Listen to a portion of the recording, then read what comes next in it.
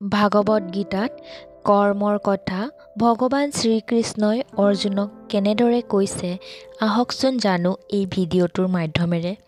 শাৰীৰিক প্ৰয়োজনীয়তা পূৰণ কৰিবলৈ আনক সহায় কৰাটো বাস্তৱিকতে মহৎ কাম, কিন্তু প্ৰয়োজন অধিকতৰ হ'লে সহায়ৰ কাম অধিক মহৎ হ'ব আৰু সুদূৰ প্ৰসাৰী হ'ব। যদিহে কোনো মানুহৰ অভাৱ এঘণ্টাৰ বাবে আঁতৰ কৰিব পৰা হয়, ইও তেওঁৰ বাবে সহায়েই হ'ব। তেওঁৰ অভাৱ এবছৰৰ বাবে যদি আঁতৰোৱা যায়, এও তেওঁৰ বাবে আৰু সহায় হ'ব। কিন্তু তেওঁৰ অভাৱ যদি চিৰকালৰ বাবেই আঁতৰ কৰি দিব পাৰি, সেইটো তেওঁক শ্ৰেষ্ঠতম সহায় হ'ব। আধ্যাত্মিক জ্ঞানেই হ'ল একমাত্ৰ বস্তু যি চিৰকালৰ বাবে আমাৰ দুখৰ অন্ত পেলাব পাৰে। অন্য সকলো জ্ঞানে এটা সময়ৰ বাবেহে অভাৱ পূৰণ কৰিব পাৰে। কেৱল মাত্ৰ আত্মাৰ জ্ঞানেহে শাৰীৰিক বা মানসিক অভাৱ চিৰকালৰ বাবে নিৰ্মূল কৰিব পাৰে। সেইবাবে আধ্যাত্মিকভাৱে মানুহক সহায় কৰাটোৱেই হ'ল মানুহক দিব পৰা সৰ্বশ্ৰেষ্ঠ সহায়। মানুহক যিজনে আধ্যাত্মিক জ্ঞান দিব পাৰে, সেইজনেই মানুহ জাতিৰ বাবে শ্ৰেষ্ঠতম উপকাৰ সাধন কৰাটো।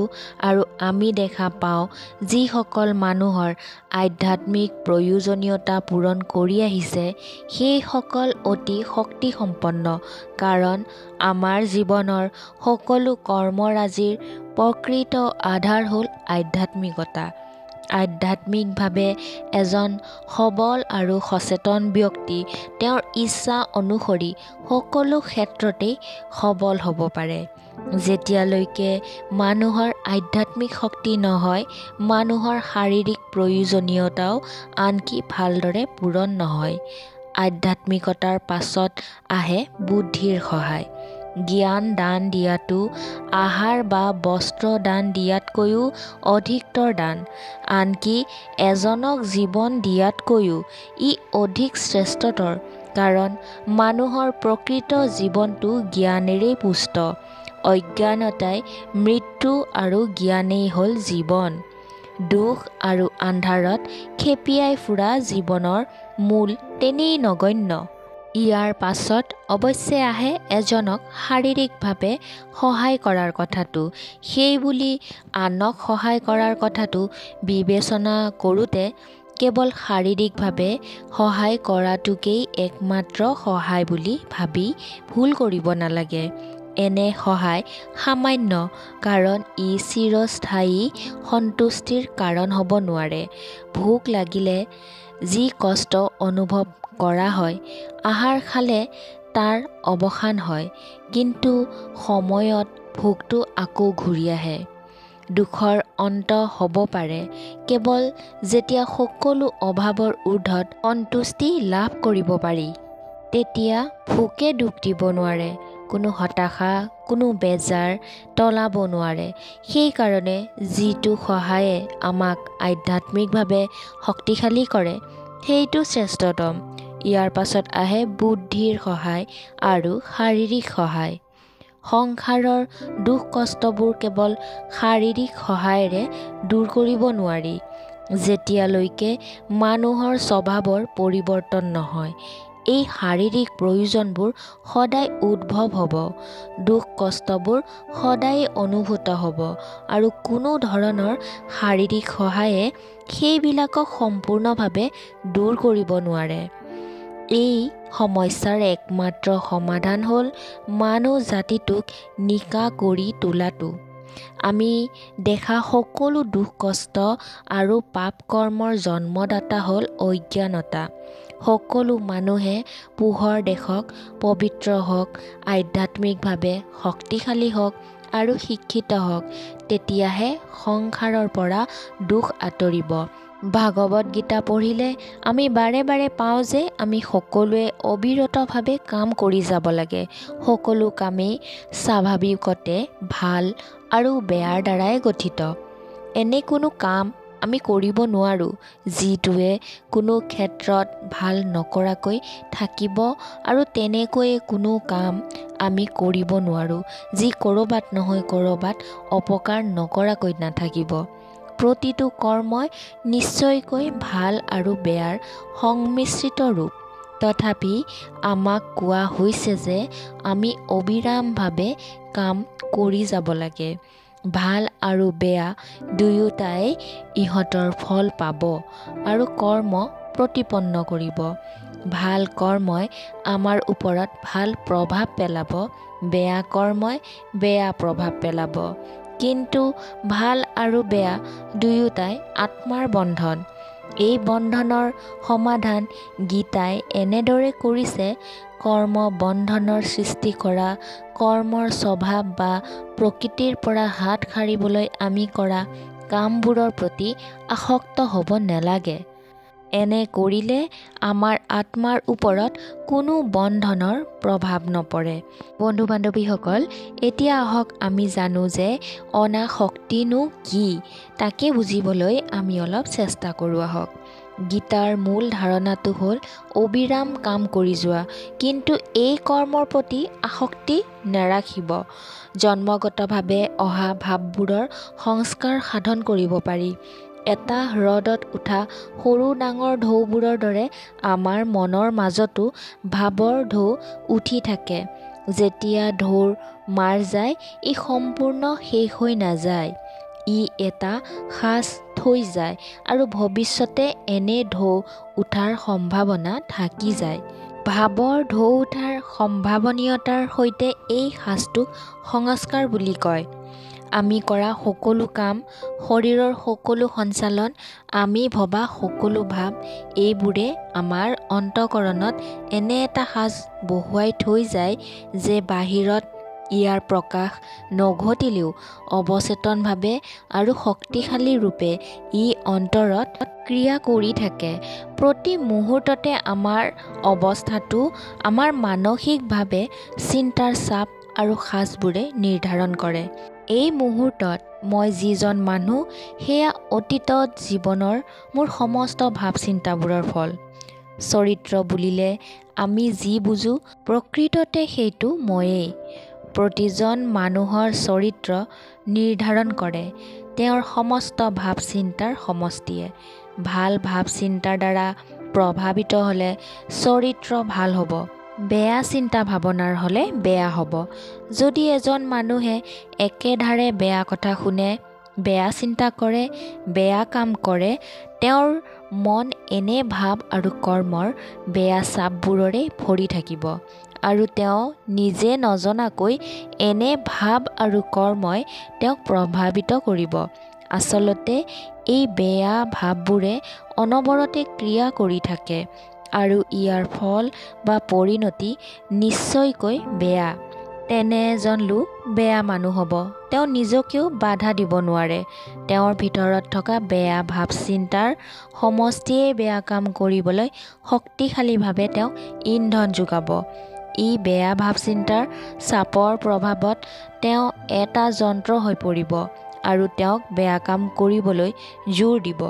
তেনেধৰণে এজন মানুহে যদি ভাল চিন্তা কৰে, ভাল কাম কৰে, এই সমস্ত ভাৱ কৰ্মৰ দ্বাৰা তেওঁৰ মনত এটা ভাল সাঁচ পৰিব আৰু এই তেওঁক ভাল কাম কৰিবলৈ জোৰ দিব। যেতিয়া এজন মানুহে বহুত ভাল কাম কৰে আৰু ভাল চিন্তা কৰে, তেতিয়া অপ্ৰতিহতভাৱে ভাল কাম কৰিবলৈ তেওঁৰ ইচ্ছা জন্মিব আৰু যদিও তেওঁ বেয়া এটা কৰাৰ কথা ভাবে, তেওঁৰ ভাল ভাৱ চিন্তাৰ ধাৰণাই তেওঁক বেয়া কামটো কৰিবলৈ নিদিব। ভাল চিন্তাৰ ধাৰণাই তেওঁক ঘূৰাই আনিব। তেওঁ সম্পূৰ্ণভাৱে ভাল ইচ্ছা ভাৱনাৰ প্ৰভাৱত থাকিব। এনেকুৱা যদি হয়, মানুহজনৰ চৰিত্ৰটোৱেই স্থায়িত্ব লাভ কৰিব।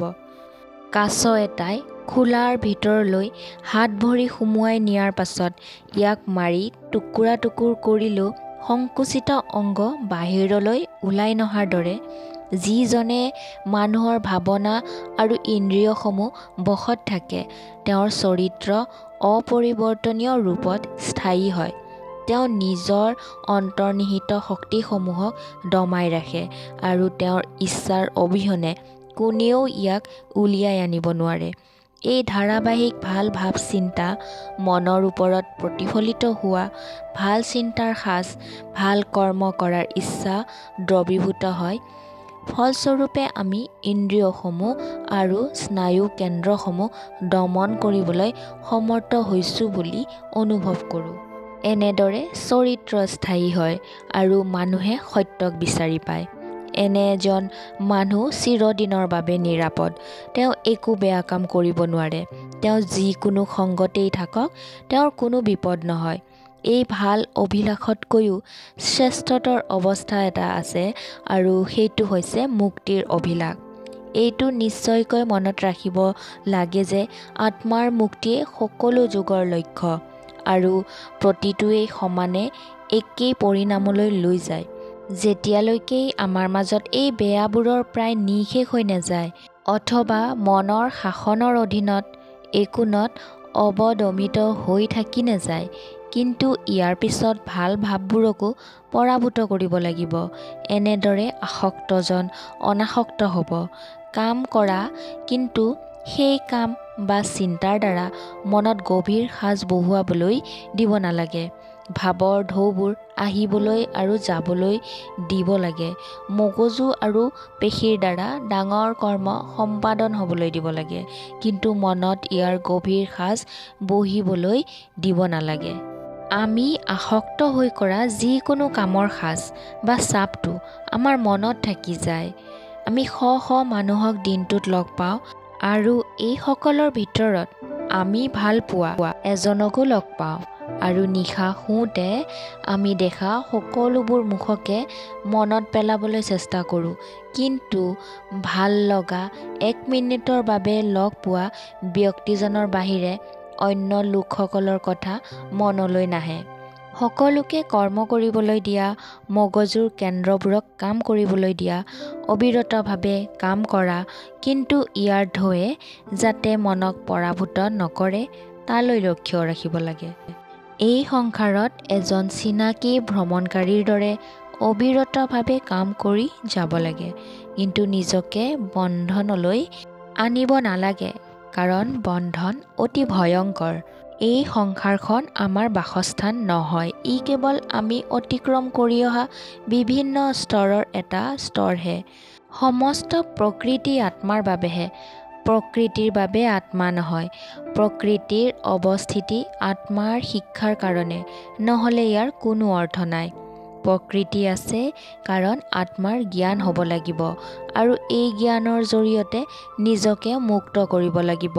সদায় যদি আমি এই কথা মনত ৰাখোঁ, আমি প্ৰকৃতিৰ লগত তেতিয়া সংযুক্ত নহওঁ। আমি বুজিম যে প্ৰকৃতি এখন পুথি, যিখন আমি পঢ়িব লাগে, আৰু যেতিয়া ইয়াৰ পৰা আমাৰ আৱশ্যকীয় জ্ঞান লাভ কৰোঁ, পুথিখনৰ আমাৰ বাবে আৰু কোনো মূল্যই নাথাকে। তৎসত্ত্বেও আমি প্ৰকৃতিৰ লগত নিজকেই চিনাক্ত কৰোঁ। আমি ভাবোঁ যে আত্মা প্ৰকৃতিৰ বাবে আৰু তেজ শক্তি শৰীৰটোৰ বাবে, আৰু সাধাৰণতে কোৱাৰ দৰে আমি ভাবোঁ যে মানুহ খাবলৈ জীয়াই থাকে, জীয়াই থাকিবলৈ খোৱাটো নহয়। শ্ৰীকৃষ্ণই কৈছে, হে অৰ্জুন, মোলৈ চোৱা। মই যদি কামৰ পৰা এক মুহূৰ্তৰ বাবেও বিৰত হওঁ, সমস্ত সৃষ্টি ধ্বংস হ'ব। কৰ্মৰ পৰা মোৰ একো লাভ নহয়। ময়ে একমাত্ৰ ঈশ্বৰ, তথাপিও কিয় মই কৰ্ম কৰিব লাগে? কাৰণ মই সমস্ত সংসাৰক ভাল পাওঁ। ভগৱান বা ঈশ্বৰ অনাসক্ত, কাৰণ তেওঁ সকলোকে ভাল পায়। প্ৰকৃত প্ৰেমে আমাক অনাসক্ত কৰে। য'তেই আসক্তি আছে, সংসাৰৰ বস্তুবোৰৰ সৈতে বান্ধোন আছে। বুজিব লাগিব, ই 2 প্ৰকাৰৰ পদাৰ্থৰ শাৰীৰিক আকৰ্ষণ, যিয়ে দুটা শৰীৰক ইটোৰ পৰা সিটোলৈ ওচৰ চপাই আনে, আৰু ওচৰ চাপিব নোৱাৰিলে দুখ আৰু বিষাদৰ জন্ম দিয়ে। কিন্তু প্ৰকৃত প্ৰেমে শাৰীৰিক আকৰ্ষণত লিপ্ত নহয়। এনেকুৱা প্ৰেমিক ইজনে সিজনৰ পৰা 1000 মাইল দূৰত থাকিব পাৰে। তেওঁলোকৰ প্ৰেম একেই থাকিব, তাৰ মৃত্যু নহয় আৰু কেতিয়াও এই দুখ বেদনাৰ প্ৰতিক্ৰিয়া সৃষ্টি নকৰে।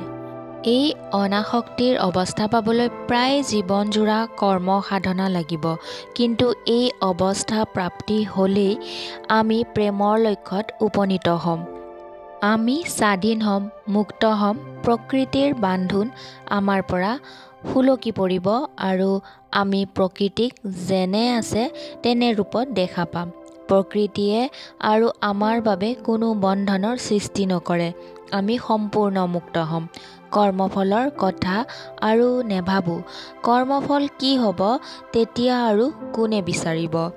আপোনালোকে কেতিয়াবা ভাবে নেকি যে ল'ৰা ছোৱালীৰ বাবে কি কৰিলে, কি দিলে তাৰ বাবে প্ৰতিদান জানো বিচাৰে?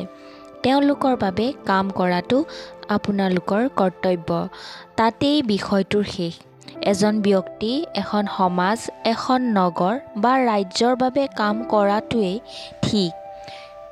এনেদৰে একো প্ৰতিদান নিবিচাৰিব। কাম কৰক আৰু একো প্ৰতিদান নিবিচাৰিব। এজন দাতাৰ স্থান যদি ল'ব বিচাৰিছে, দান দিয়া বস্তু সম্পূৰ্ণ মুক্ত হস্তে, মুক্ত মনে দিব লাগে।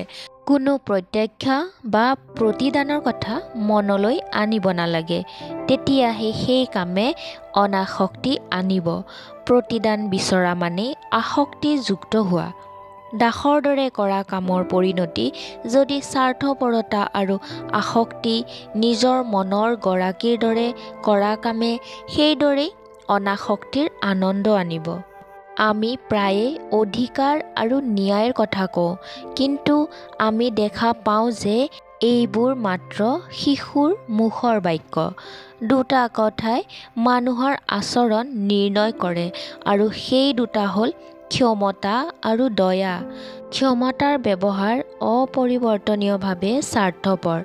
মতা মাইকী সকলোৱেই তেওঁলোকৰ শক্তিৰ সুবিধা ল'বলৈ পাৰ্যমানে চেষ্টা কৰে। ক্ষমা নিজেই স্বৰ্গ সদৃশ। ভাল হ'বলৈ হ'লে আমি সকলো ক্ষমাশীল হ'ব লাগিব। আনকি ন্যায় আৰু অধিকাৰ ক্ষমাৰ ওপৰত প্ৰতিষ্ঠিত হোৱাটো উচিত। কামৰ পৰা ফল প্ৰাপ্তিৰ সকলো চিন্তাই আমাৰ আধ্যাত্মিক প্ৰগতিত বাধা প্ৰদান কৰে। অৱশেষত ই আমাৰ বাবে দুখ বেজাৰ কঢ়িয়াই আনে। দয়া আৰু স্বাৰ্থহীন দানৰ ধাৰণাটো কাৰ্যকৰী কৰাৰ অন্য এটা পন্থাও আছে। সেইটো হৈছে ব্যক্তিগত ঈশ্বৰ এজন আছে বুলি বিশ্বাস কৰি কৰ্মকে পূজা বুলি মানি লোৱাটো। এনে কৰিলে আমি কৰা সকলো কৰ্মৰ ফল ঈশ্বৰক সমৰ্পণ কৰা হয় আৰু এনেকৈ ঈশ্বৰক পূজা কৰিলে আমি কৰা কৰ্মৰ ফল মানুহৰ পৰা আশা কৰাৰ অধিকাৰ আৰু নাথাকে। ঈশ্বৰে নিজেই অবিৰতভাৱে কাম কৰে, সদায় অনাসক্ত হৈ থাকে। পানীয়ে যেনেকৈ পদুমৰ পাত তিয়াব নোৱাৰে, তেনেকৈ এজন স্বাৰ্থহীন মানুহক কৰ্মফলৰ আসক্তিয়ে বান্ধি ৰাখিব নোৱাৰে। পাপ পংকিলতাৰে ভৰা জনাকীৰ্ণ এখন চহৰৰ মাজতো স্বাৰ্থহীন অনাসক্ত এজন মানুহ বাস কৰিব পাৰে। তেওঁক পাপে স্পৰ্শ নকৰে।